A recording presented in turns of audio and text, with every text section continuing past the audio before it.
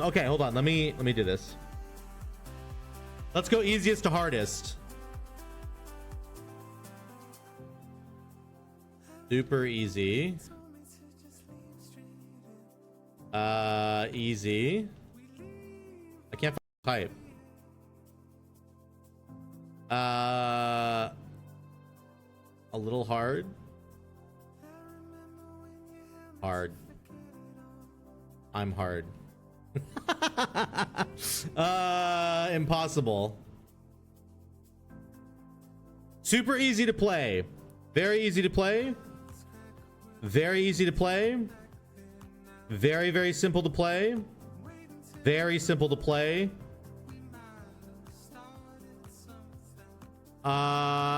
Simple to play.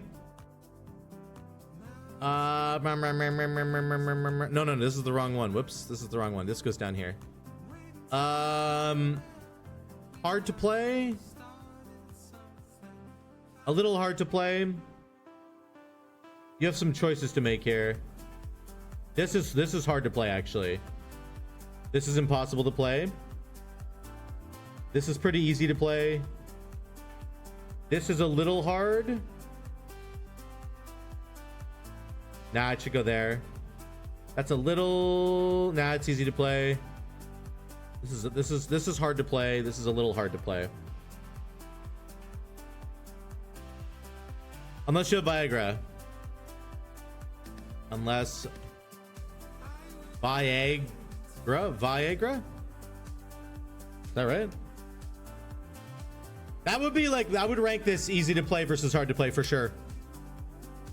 Void Weaver disc is literally just press Mind Blast and then press, like, put atonements out, press Mind Blast and go boop, boop, boop, boop, boop, and you're like, it's so easy.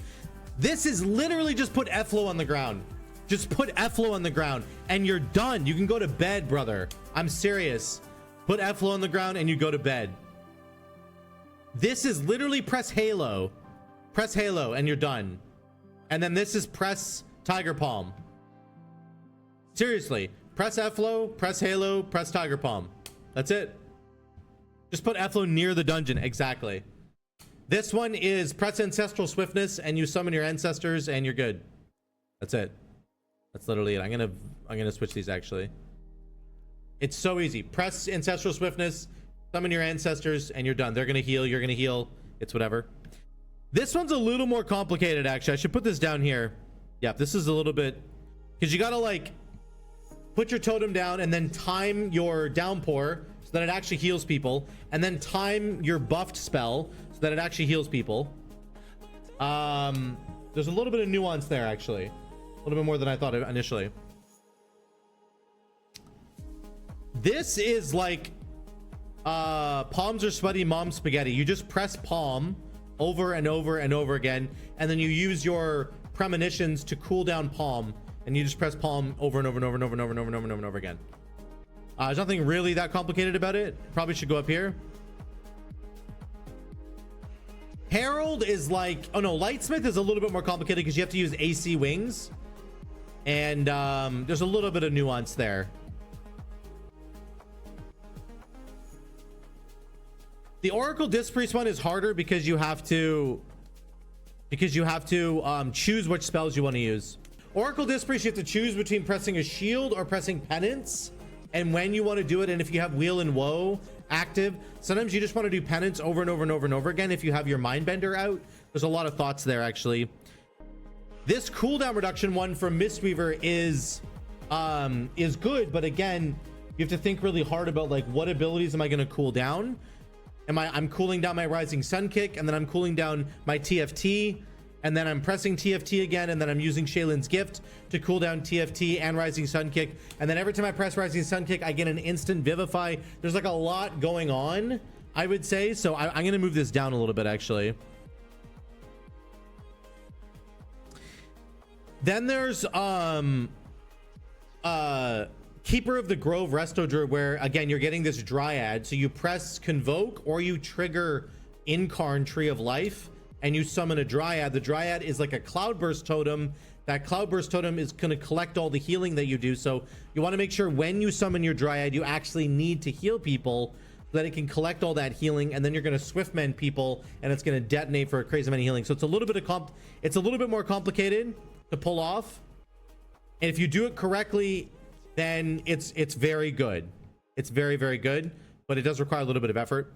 The Herald of the Sun Holy Paladin, again, you have to think about where you're putting your dawn lights and when you're putting your dawn lights out, so that when you press Holy Prism, you're going to connect your beams to those dawn lights. You want to connect them at the right time, so they're going to do the most amount of healing that they can, or the most amount of damage that they can. So there's a little bit of nuance in terms of like when you're putting your dawn lights out. It's a little bit less like Oonga Booga compared to like Lightsmith. Lightsmith is like just press your damaging abilities, which are going to turn into healing. Not too hard to think about that one. And then Flame Shaper is just terrible. You have to set up your Dream Breath, then you have to detonate the Dream Breath with Engulf, and then you have a 12-second window where you have to proc your Essence Burst and consume the procs of the Essence Burst to send out these Essence Bombs that are going to heal people. But like the amount of setup and thought that is required in a Mythic Plus environment, I think that's it's going to be hard to pull off correctly. Yeah, these ones are really easy to pull off for sure. I think this list is good in terms of ease of use. How easy is it to pull off each of these healers? I think this is a pretty good list, actually.